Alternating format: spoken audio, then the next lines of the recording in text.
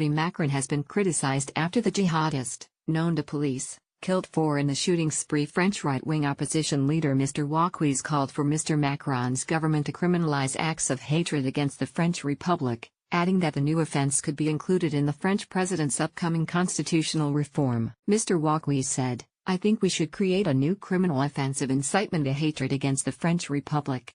There are too many radicalized foreigners on French soil, and anyone who helps fuel fundamentalist networks should be deported."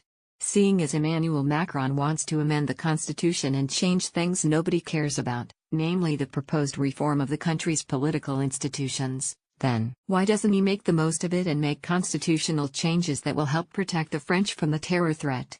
Mr. Wauquiez also called for all foreigners on the government's Fiches terrorist watch list to be immediately expelled from France, after saying that last week's deadly supermarket siege could have been avoided if such a measure had already been in place. Radouane Laikdem, a French citizen born in Morocco, killed 4 people and injured 16 more in a hostage-taking and shooting spree in Trebes, a tranquil town in southwest France, last Friday. Mr. Laikdem described himself as soldier from Islamic State, according to witnesses. The 25-year-old, who was shot dead following an hours-long standoff with police, had been on the government's infamous S-list since 2014 and under close surveillance for his links to the radical Salafi movement. Mr. Wauquiez said, "There are between 2,500 and 3,000 radicalized foreigners in France." Getty Wauquiez slammed Macron as against depriving convicted jihadists of their French nationality. "We must act now if we are to stop more French blood from being spilled." Laurent Wauquiez: "I therefore suggest that we use the Fiches watch list,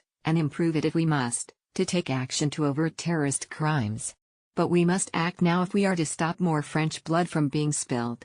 The hardline right-winger also slammed the French president for his refusal to strip French-born dual citizens convicted of terrorism of their French nationality, a controversial measure first put forward, but later dropped, by Mr. Macron's predecessor, François Hollande. Mr. Wauquiez said, "Mr. Macron is against depriving convicted jihadists of their French nationality, and yet Radouane Laikdem was a dual citizen.